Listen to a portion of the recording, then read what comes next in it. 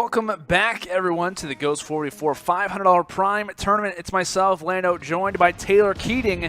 We're hopping into our next matchup between Fendi and uRRRR, or uRRRR, with like a lot of R's. I'm not even going to say all of them. But of course, we got some notable players, of course, guys that you are familiar with as well, Taylor. One of them being Prestini. And if we know anything about Prestini, we know about his past year. And already actually kind of known for his rookie season, actually in some cases defined by some awards that we've kind of announcing at toward the end of Call of Duty titles. But what's been your take on Prestini so far throughout this season at least? Well, me and Prestini go way back. I actually teamed with him in Black Ops 2 when he was I think he was 15 at the time. The dude had a voice of a 40-year-old back then. He still does now. But he was a great player, great gun skill, and he's finally figured out how to actually play Call of Duty. So hopefully you get this picks right here. Just so people know that me and Prestini are pretty good friends. We play wagers every now and again. So if I kind of roast him, it's just because I love him. It's all in good fun. All in good fun. But currently is going to be a one-on-one between Prophet and Ownless. Ownless, of course, trying to seek out the bomb planter, which was Prophet, already finding a hat trick in the round and looking for the ace as well. Playing this one pretty well, just kind of hanging just around that corner. We'll see how Ownless actually wins to go ahead and retake this site. Does have the Thermal Remington in the back pocket, but tries to switch out, gets bad timing, and Prophet gets the plant, gets the ace, gets the one-on-one, does absolutely everything in that round number one there, Taylor. I mean, the only thing he did wrong right there was the sprint to the bomb. I understand that he was under the time constraint, but anytime the bomb's down and you know that it's 1v1, you might not want to sprint, but it's bad timing. Indeed it was. So with that, looking in here toward our next round, of course, when it comes into Octane, we can expect to see quite a few snipers. Of course, when it came down to our prior one on Sovereign that we got to witness in our last series, didn't really get to see a whole lot of sniper play, but in this one, expect to see quite a few of those first bloods guys be looking out for. One of them, of course, was Prestini in the last one with that sniper rifle. And it looks like he is vinning to go and rock out that AR to start off this round at number 2 here on some defense. But Exotic getting picked off yet again, this time for the first blood. We'll see how the side of uRRRR can respond with being a man down. Prestini started off with the sniper and then he switched back to the Remington just because I don't think he saw the guy to the right who he's about to get in contact with, and he gets killed. But he does get the trade, so it's a 3v1. Oh, 3v2, pardon me. Oh, 1v1 now. Hopefully, Relaxer can get this kill. I think he spotted him. I think he knows where he is. Man, I got to call out. Doesn't see him. Prophet sees him and finishes him off. 6-0 to start off in just 2 rounds. Off, man.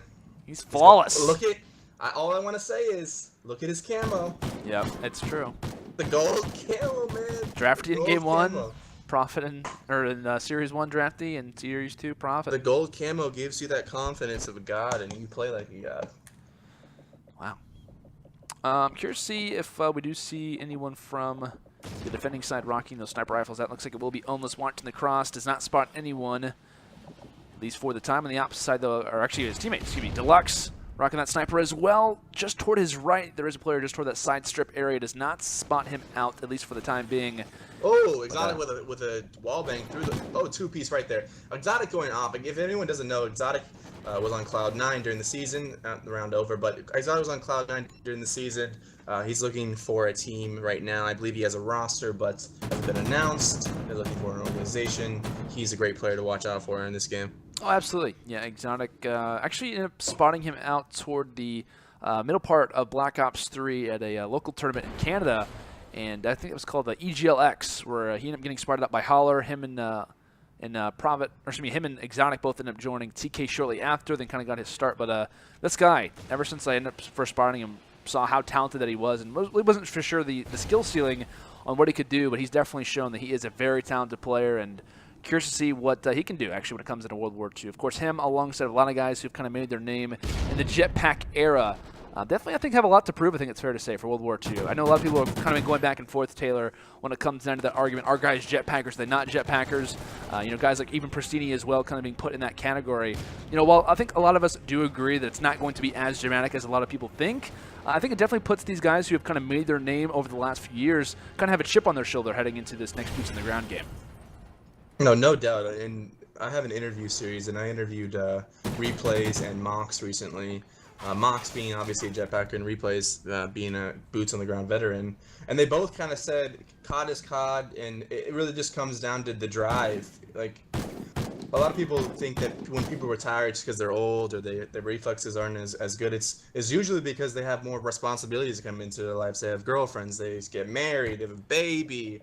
A lot of different things come into play. I don't really think it's the movement per se, but one of the biggest problems was for a lot of these older pros going into the jetpack era was because the movement was so taxing on your fingers, on your brain. It was a lot, and these younger players are a lot more hungry when it comes to trying to make a name for themselves. So I think that's why we saw a lot of players take a backseat into the jetpack era. For sure. It looks like focusing here to round number 5. Exotic up top finishes off 1. And what was a 2v4 could potentially be with some good positioning. One that is evened back out, which as I say that, Scum6 gets dropped there from Crooko. And the guys on the opposite side, Crooko, Relaxer, Ownless, have definitely seen these guys in prior UMG Online tournaments. Guys that you cannot take lightly by any means. Exotic tries to go on the turn on. Got to turn on. Yeah, spots 1, at least knows an idea of the positioning. Could spot one up toward top pawn, and this one not looking good if you are Exotic in the situation. His position is known, but we'll see what we can do to try to clutch this one out. And yeah, Relaxer there with a sniper rifle to finish off the round there. I mean, it's almost impossible usually. Once they spot you, it's a 1v3 and you got the bomb. It's really almost, there's no point at that point unless you come up with miracle 2-piece or something like that. But nonetheless, Exotic's still playing well, and this is a close matchup right now. Indeed it is. So, of course, as we load in here to round number 6, only one round deciding these two teams from being tied. Of course, currently it is the side of URRRR with an uncountable number of R's at the end of their name. We do have a lead currently. As looking actually with Scum6 right now, pretty decent angle. Him and Persini kind of forced the issue up top. Profit finishes off 1, and Scum6 there is for the second. As Ownless and co, him and Relaxer are wondering what just happened to our teammates in that short of a time. Relaxer on the opposite side with that sniper rifle, pushing his way up here toward the side broken, but he gets dropped. Almost now 1 on 4. Things are not looking good in this round if you're Fendi. Well, if you notice, they got really aggressive on this round at the beginning. Pristini just came in guns blazing. He does this thing where he comes on the strip 18, he jumps on top of it and tries to world star kids off Humvees. So anytime he does that, that's a good indication that they're probably going to kick up fast kills, and this round was pretty quick. Yeah, feeling pretty confident right now is the side of URRRR. You'll see Scum6 picking up the final kill. As looks like his teammate Profit right now playing very, very well, 7 and 3, as he's had an all-star performance. Of course, I believe he was the guy who ended up starting 6-0 to start this one off, and has not really looked back, to say the least. Of course, hasn't had the same performance after a few rounds as you'd most likely not to imagine anyone would be able to replicate, but still playing pretty strong, and still looking actually at the defensive team right now, looking through the eyes of Ownless, as we'll see what they can try and do. Trying to get some of these rounds on the board. I think this is a very big round right now, Taylor. Of course, being down 4-2 is much different than what could be 5-2, just because of the fact that you had to play absolutely perfect just to force a round 11, aka overtime. So we'll see what they can do when it comes down to this one. Almost firing through the wall, actually finishes off 1, and now it's Persini left in a 1-on-2. There's a lot of thermals going down. I think almost everyone has a thermal. Am I correct? Let's see. Everyone has a thermal. So this is an interesting. I think Persini might get this clutch. If he picks off this one kid right here in pot top, and there he does. Oh, I mean, that's what happens when you in a 1v2 situation. That's a good play by Ownless, making sure that his teammate is covered. That's kind of that pick situation, and Persini goes down. Yeah, Persini falls, but pickup was there for the opposite side. So 4 rounds to 3. We'll definitely be curious to see how the side of Fendi will respond. Of course, they will now be on the offensive side. I've not seen the offside hits toward A. Don't really expect to see that with the amount of thermal ARs as well as snipers that we've been seeing, but a lot of attention yet again being focused here for the side of URRRR. A lot of aggression, and looking on board with Profit at the moment, making his way up top, finds the first blood. That one's on Crooko. It is actually responded there, so Relaxer is at least able to even out the man count for the time being. And it looks like for our for our defensive team, they're wrapping here back toward A. And I guess you could say just trying to be aware of that. They could turn this one into a flank potentially. And Relaxer threw a smoke while all his other teammates went to B, and he went to A cross, which was interesting. Maybe try to draw the team off guard. It kind of worked out. He got a kill. turns into a 2v1 situation. And Scum6 ball by himself. 1-on-2 for Scum6. We'll see how he tries to play this. Of course, one positive being that he is on defense for the moment. Once that bomb goes down, things start to change, but he can't stay alive for much longer to decide that, as it will be Relaxer who finishes off that one. And slowly but surely, 2 rounds in a row. Potential comeback coming in from the side of Fendi. And right now, Persini not playing the best by any means. 3-6 on the opposite side. Crooko 3-7. You know, like we've talked about in the past there, Taylor, you know, the guys who are kind of at the bottom of that scorecard. We saw Eddie Mystical in our first series. He was playing slow. The reason why his team got back in the series was because he started to pick it up when it came down to kills. And I think, honestly, between the battle between Persini and Crooko, I think whichever one can start to play a little bit better, that will decide who takes this map number 1. Well, I said that on Mystical, too. He was sniping at the beginning, couldn't get any kills, was getting picked off. Picked up the Vector and started being aggressive and take. And you see Persini, he started using the Vector. He's being aggressive. This is his style of play, being fast, being quick, outgunning kids. And if he picks this up, I think they take it. Here's another kill by Persini. I lied. Every time I play wagers with him, he wants to snipe because it's fun. But if we're trying to get the win, I need him to have that Vector because he's a beast. Absolutely. Looks like Persini spots one potentially going over toward that strip side. Of course, Cullen coming in toward Scum6, who just happens to pick up that bomb. Should be picked up from the side, but he's trying to stay up for as long as possible. Persini there to provide some cover fire for the time being. And it looks like Scum6 will get picked off. Persini now in a 1-on-2 scenario. Picks up that sniper rifle, finds one, gets the hit marker though. Rather unfortunate. Pulls out the Vector and finishes him off in the end, but Crooko will be there for the response. So, regardless of a strong performance they're coming in from Persini in that round, it is still going to be a victory toward the side of Fendi, and now they're in the driver's seat. They've made the comeback successful.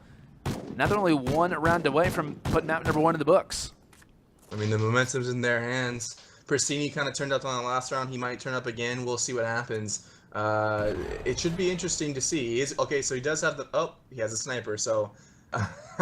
I hate saying this, but if he's going to run the sniper on this round and they're down a round, I don't see them winning this round. You can find a pick that could change things. Of course, not able to find anything off the start. However, we'll see how things start to take place. Kills already happening. Exotic finding 2. Almost coming from the side. Evens things out, so 2-on-2 now. Scum6 to Persini. Scum6 finds one, and now it's Relaxer. Left all by himself, a pistol in hand, and is currently sitting in top strip. Not a whole lot of positives to be looking at right now, especially because that bomb is nowhere to be found. And I believe Scum6 and Persini both know where that bomb is at for the moment. I mean, the good thing is that they have no idea where he is. So if he can pick this bomb up and maybe run to A, which would be a stretch, but he has a sniper in his hand, so it's just going to be difficult. Yeah, might have to turn on the jets, and we'll find that bomb. Picks up a Vector as well. Oh, he picks up a Vector. Gives him a chance. Definitely looking more likely, but can he escape with his life is the question. Quick hit timing, at least based on the arrows. Oh. They did spot him. Does have the sniper rifle out, and it looks like one player goes for the chase. I believe that's Persini. Yep, he's going for the chase. He thinks he's going to A, but he's not. And now position is known. They could form a little bit of a pinch here. Stun comes in, and this should be a round 11 force, but Relaxer trying to stay up as long as possible. Oh. Finishes off Scum6. And he's not going to be able to get here to the bomb. Persini's run away. Yeah. Persini runs away. There you go. Yeah, smart play from Persini. Could meet each other, but no. Wow, very close situation there for Persini. Dicey. Yeah, because Relaxer was what? He was on 1-on-2. You know, obviously he's able to grab that bomb, picks up the Vector, nearly escapes with his life, but just happens to get spotted at the last second. Persini runs a little bit too far, but it kind of forms in a little bit of a pinching scenario. Of course, gunfight's not needed to secure the round, but regardless, we're in overtime. Persini still with the sniper rifle out. Doesn't pick off that first player. Notice they didn't even pick up the bomb, so this should be interesting. Yeah. If someone has to go all the way back and pick up the bomb. And almost actually finds a double with the nade. Yeah. Persini trying to even things out, and now it's up to Scum6 in a 1-on-3 scenario. That was interesting. They split pushed, they forgot the bomb, and they're about to win the round. That's amazing. Ooh, and it looks like Scum6 will get picked off. So what was a 4-2 advantage turns into a round 11 victory toward the side of Fendi, as they will now be up 1-0 in this series. And, you know, kind of coming into this one, Taylor, a lot of the names would most likely predict the fact that, you know, the knowledge, of course, the previous pro experience for these guys would kind of urge them to a map number 1 victory. However, that's not the case. Round 11 in the books, and the overtime will go to the side of Fendi. pretty surprised to see that, I think. But how do you think Freight will play off when it comes down to these two teams? I know you obviously had experience with Pristini and Co. How do you think they're going to be coming into this next map? Well, I mean, as long as he sticks to what he's good at, which is with the vector in their face, as long as with Exotic as well, they're both great with the vector. I think that they'll show out. But the problem was at the beginning of that game was Pristini was using the sniper, he was using the thermal, he wasn't picking kills, he was getting picked off. Once he started to become aggressive, use that vector, get in their face, it was a lot easier for them. So we'll see how the strategies do adjust themselves when it comes down to, of course, Octane now heading into Freight. Totally different maps. They play a lot different, to say the least. And, of course, we will see how that will play off. Can Fendi close out both Exotic and Pristini in a 2-0, or will we see a map number 3 forced on Sovereign? We'll obviously find that information out when we return. Welcome back, ladies and gentlemen, to the Ghost 44 $500 Prime Tournament. It's myself, Lando, joined by Taylor Keating, and we're hopping in here toward our map number 2. This one going to be on Freight. Of course, the two teams that we're watching battle it out is Fendi versus uRRRR, or R. I'm not really sure how you want to pronounce that. A lot of R's at the end of their name. But to a lot of people's surprise there, Taylor, match number 1 actually ended up going to overtime, and Fendi ended up taking it. I'm personally very curious to see how they do respond when it comes down to some Freight. Of course, it's totally different. We end up witnessing Octane for map 1, Freight, Octane, totally different maps, play a lot different. And I know you as well as myself both thinking that SMG up-close gameplay definitely favors guys like Pristini and Exotic, their play style. So we see Pristini with the AR right now. Shaky shots, gets him though. Then he gets traded. See, I would like him. He got 2 kills in that round, and I saw the first kill, but I would like to see him put out the vector and really just go to work. This map is interesting. When you get the first blood, it really just it could be anything can happen. Once you get that pick, Pristini should just come in and gun some kids.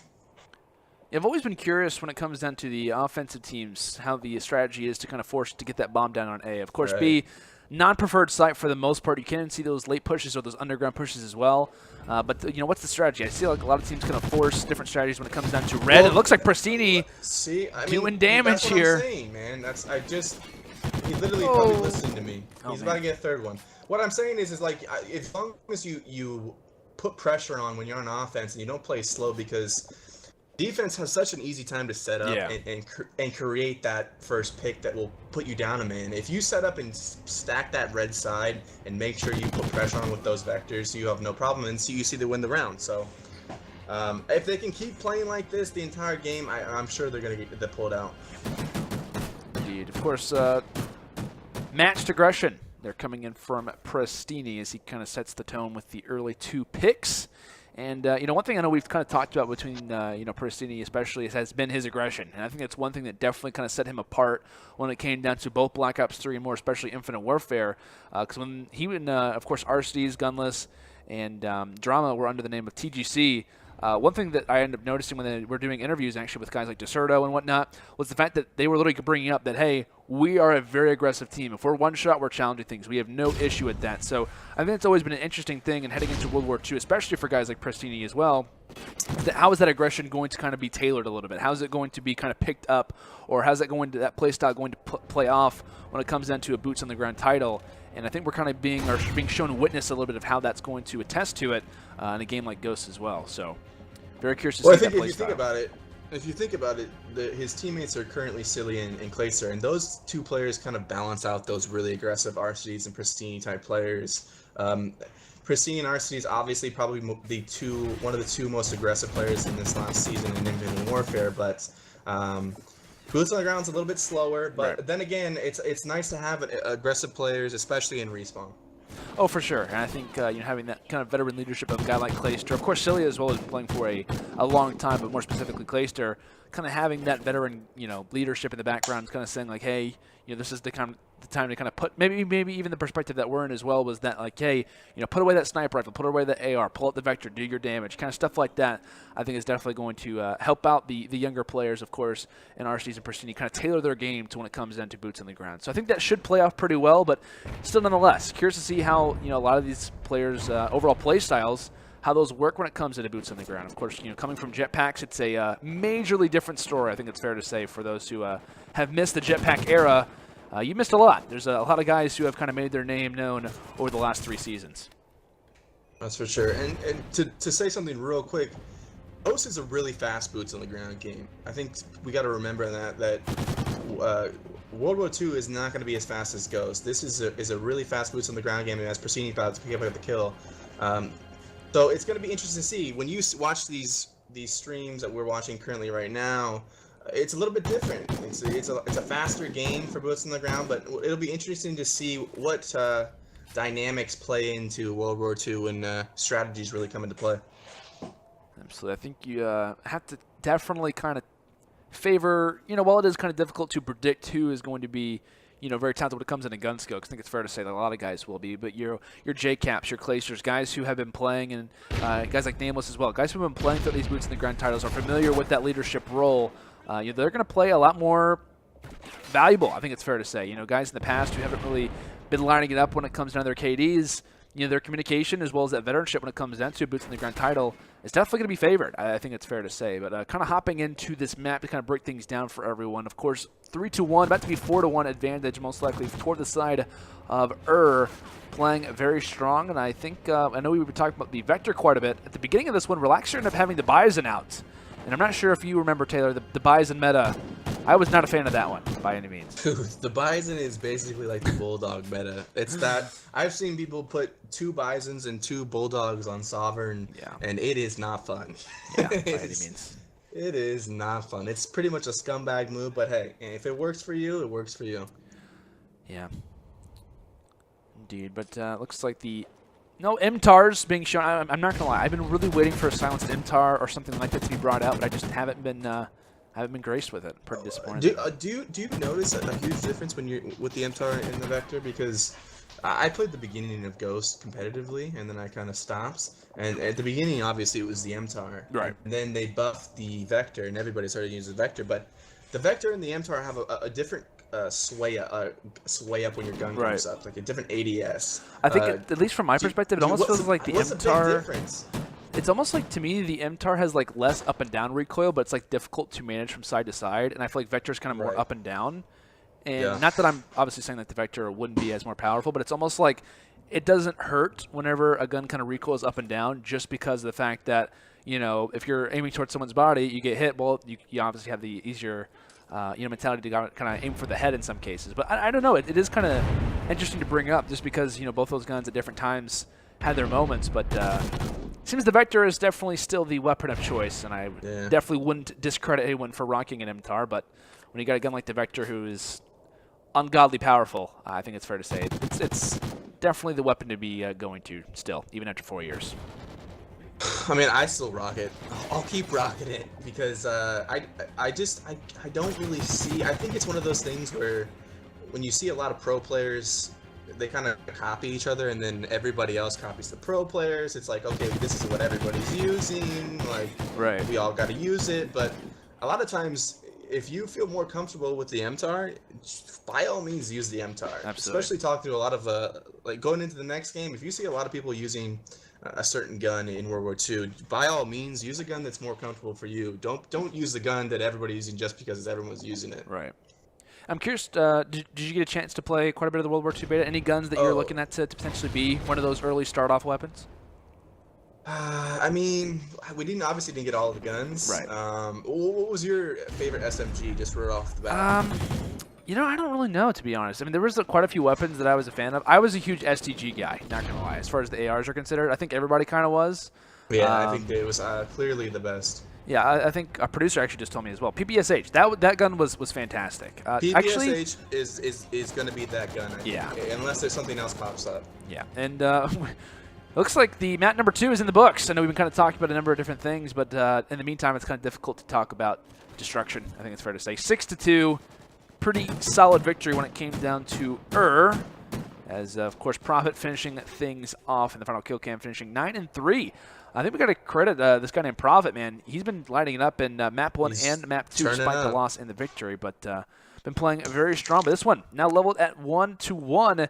Heading into map 3 will be Sovereign, which I'm personally very excited about. I think it's kind of a fair trade-off between having the very slow-paced map on one like Octane and a very fast-paced one like Freight, but still favors those SMGs when it comes into that play style. I got to note before we head to a commercial break, who you looking at? Who you predicting to walk with map 3 victory? I gotta say, Pristine and like exotic, those vectors. As long as he doesn't mess around with the sniper, I think they got it. They got it. I think I might be agreeing with. I might agree with you. Of course, we'll figure that out when we get ready to do a commercial break. But we guys, of course, will be sovereign between Fendi and uRRRR. Feel free to leave your predictions in the chat as well. Very curious to see how this one will play out. We'll find out that information when we return. Welcome back, ladies and gentlemen. It's map 3 between Fendi and uRRRR. It's time for some sovereign. It's myself, Lando, as well as Taylor Keating hopping on the mic for tonight.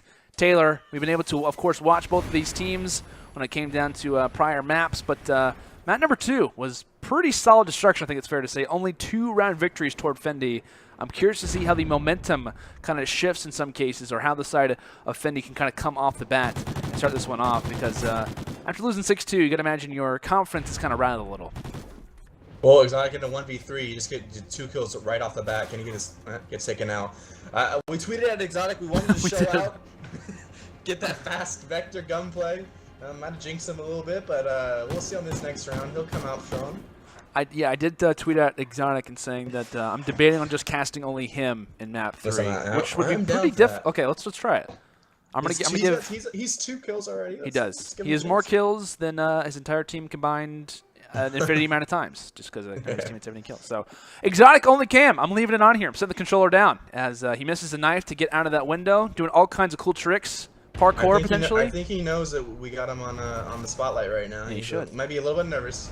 Don't blame him. Oh, nice 360. 360. Can you find it? No nade. But it looks like his teammate Scum6 drops. We'll see what he does in the 3-on-3 scenario. Just then happens. Pristine firing away with a nade on his own, and oh, didn't see him.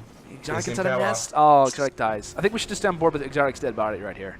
That's unfortunate. Not gonna do that. That'd be really unfortunate. Just like watching like his death screen, trying to third-person peek everybody. Yeah. I hated when that was a thing. When you could third-person your dead body. Yeah, that was pretty bad. But Deluxe, 2v1. Yeah, 1-on-2 scenario. We'll see how we can try to clutch this one out. Of course, gets the bomb down, and the play call is now, where does he kind of position himself? I think he stays in the corner and hopes for somebody to walk by. Oh, well, he didn't stay in the corner. Got some body shots from Prophet, telling him, "I'm the best. You're not." Oh, trying to get I'm in free cam. There we go. Exotic camera. There we go, everybody. That's gotta hurt your arms actually. The way he's positioned, it looks like he's kind of reverse flying. Maybe chest bumping the air or the crate next to him.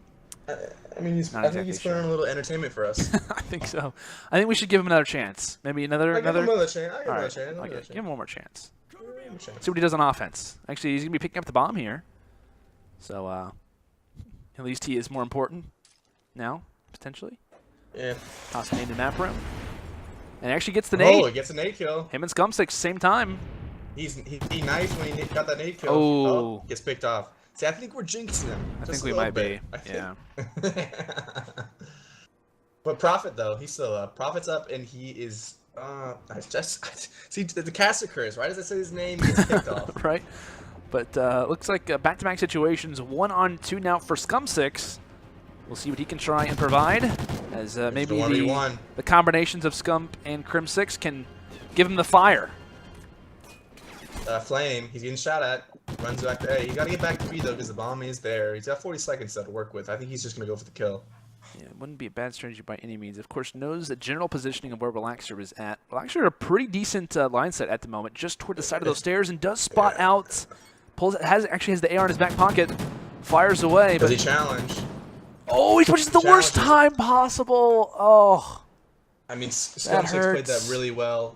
Back and in and out, in and out, in and out, and just waited for him. See, he switches weapons, or he reloaded. That hurts. Great timing, though, by Scum6. Yeah, you couldn't have asked for better timing than that. That's massively unfortunate, but a round regardless. That will go toward the side of uRRRR. I don't think I can ever say that name. I'm going to give Pristine a chance. He's a little bit low on the scoreboard right now. All right. Yeah. I'll give Pristine a look. He's got the vector in hand. He's larking around, at least according to his calling card. And thankfully we didn't go on board with Exotic, because he actually just got a nade for first blood. So. And he gets the kill, and he gets taken out. That's the thing, man. We are really jinxed. We absolutely are. I think it's time we go on board with someone from Fendi. Yeah, I think so. Might take a look at Relaxer's point of view. He's currently sitting at 5-3. Most kills, not just for his team, but for the entire lobby. So, looks like he's a pretty decent final round there. Gets the final 2 kills. Oh, the little body shots. There's a lot of body shots going down in this game. Looks like after 4 rounds, we're tied at 2-2. Looking at Relaxer's point of view now, as his squad will now be on the defensive end. It looks like he's going to have that AR, and will be the one man pushing most likely toward A, or could be peeking up. Or watching that. Yeah, not sure what he's doing. Yeah, he's going to be going toward he's going back there. And it looks like Olis finding the pre-nade on Prophet. Number of different nades and stuns that we've been seeing out of both of these teams. And at the opposite side, Scum6 and Exotic both finding kills, and I'm back on the Exotic again. Gets the bomb down. As things are looking pretty good if you are in this situation, but we'll see how the retake situation will pay off. And it looks like one player currently coming on that flank. It is going to be Relaxer. It looks like Exotic is pre-aiming this, but just turns around at the worst timing possible. But it is Relaxer all by himself. A fantastic headshot into Persini, but Scum6 is there. And around regardless, that will go toward the side of URRRR. Well, they had numbers. They put the bomb down. Fundamentals. Trade those kills. Easy round for URRRR. Who do you think we should go on board with in this next round? Who are you looking at? Oh man, Any player. Relaxer, honestly. Relaxer. All right. He's kind of turning up. He is 7-4 right now. Swaps from the Remington back to a Vector. And He's going underground too, so this is interesting. Yeah, definitely could make his way into B-Dom, or could make the full flank back around. Some players do challenge, or at least have a good lines on this, but he could be getting behind enemy lines in this situation, but picks the wrong side. And that's just bad timing. Can't make anything out of that one. Scum6, Prophet, both finding kills. Deluxe and Kriko left in a 2v4 situation. Kriko does have that bomb. He's been spotted. And yet again, another round where things early are looking grim. Kriko checking inside B site. Should get picked off, and yep, he drops Deluxe. 1-on-4, most likely waving the white flag at the moment here, Taylor. Well, let's give him a chance. Oh, yeah, definitely. He's part of that. He's in the spawn. He's in the spawn. So he knows where one player is. Yeah, good trigger discipline to not obviously shoot at him, just to... Exactly. He's got 39 seconds. How unfortunate would it be if he actually lost that gunfight, that he was constantly peeking at that guy? Just the guy's like, yes, like I know exactly where you are. That would be one to remember. Exotic's here just to pre-aim and get that trade. Every time we're not going aboard with Exotic, he's doing stuff. He's doing well. Yeah, exactly. Should I make things even and go on board with Exotic in this round? I think we should see what happens. Every time just to sway the odds in the opposite team's favor to make sure we see around 11. We're basically controlling the game right now at this point. All right, Exotic. It's on you. You got the bomb in your hands yet again. Can you make another glorious pre-nade? We've seen you do it at least 8 times already. But, of course, the time that we go on board with him, he does not. Stuns, nades, all exchanged actually into B, so a lot of tacticals and lethals being released. It looks like Persini this time finding the first blood. Exotic firing through. Beautiful headshot there onto Relaxer. And it seems that what we've seen so far, Taylor, is that at the beginning of rounds, the side of URRRR just comes out with the fire. And I think it's honestly just been to the fast play that we give credit to Exotic. Persini, of course, Prophet's been playing very well throughout this series as well. I think it's just the fast, aggressive play that really favors their play style. I mean, Sovereign is that B bomb site always, and if you can play and be aggressive and have confidence, that's usually. Oh my God! Did you just see that? I caught the end of it. Oh my Lord! But Kriko, the king is crowned on this round. But Kriko in a one-on-one, will he check? Nest is the question. Exotic, I believe, at least had an idea. 15 seconds left, and yes, he will finish off the kill. He threw it with the knife too. Oh my God! I'm in disbelief. John B. Lighten up. John B. He is. Look at that knife. John B is king. He's king. At 9-5 now, man. I told you at the beginning of the game, if they can come out and with those vectors, play out, be aggressive, take that bomb site for your own. Well, it will have to be the side of Fendi who has to play perfect just to get to a round 11. Going to need the next 3 rounds to be in their favor, and it's just not looking likely anymore. However, Relaxer finding that first blood. That one going to be on Scum6, so early fire found. It looks like Exotic going to go for a little bit of a jump there as he goes for the nade, and will drop shortly after that one. But Prophet, the guy who I'm personally not super familiar with, the guy who's been playing very well in the first 2 maps, currently -2, but this is not a guy that you can sleep on by any means. But nothing you can do about that in a 1v3 situation. Yep, gets dropped. Relaxer coming from the side. Almost gave a really awkward pun that's not funny at all. I was going to say he was relaxing to find that kill. Not necessary whatsoever. Yeah, well, I'm glad that you didn't do the pun. Yeah, I'm glad I totally didn't say that out loud. Thank God. I'm proud of you. Thank you.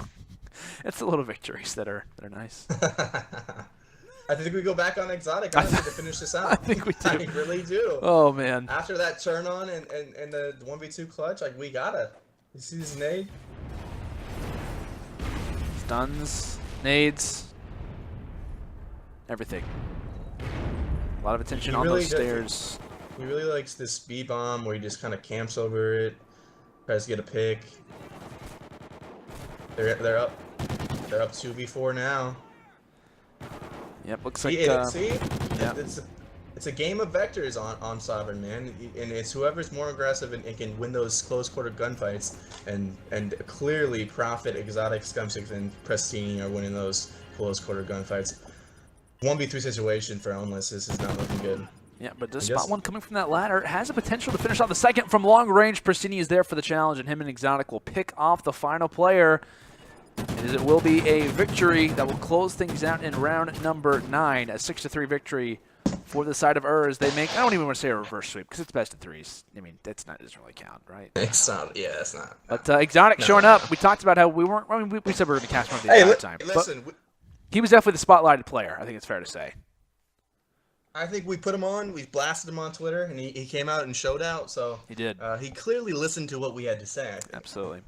He did some 360s, some knife animations as well. I think he was feeling pretty confident coming into that final map, especially after winning 6-2 on Freight. Sovereign plays pretty similar when it comes down to like that. You said that that quick vector, fast play style definitely kind of caters to, especially Prestini and Exotic, both players who we've heard of in the past due to their competitive, reputation. I think it's fair to say, but still a victory in map 3 toward the side of URRRR as they win the series 2-1, and of course will advance toward the next round. Very curious to see how they will perform in future ones and to kind of keep on board with their run and whatnot. But of course, before we head to a commercial break, want to give a shout out to our sponsors as well as reveal a giveaway that we're actually doing for the month of September. Shout out to Origin PC, Acquire Clothing, Scuff Gaming, and Zowie, a brand by BenQ. Major thank you, of course, to our sponsors for making tournaments like this one happen. If you guys are interested in as well and are currently in the stream at the moment, we're actually doing a giveaway for the month of September. Feel free to obviously type in the chat right now, !giveaway, and you'll be greeted with a link where you can win a number of different prizes. Things like a UMG Scuff. We've got 2 copies of World War II, UMG Prime, UMG credits, a number of different awesome things heading into World War II as everyone, of course, is preparing for what should be an awesome season of some Call of Duty. But guys, we're going to head to a commercial break. When we return, we've got more fantastic action coming in from the $500 Prime. We'll be back after this quick commercial break.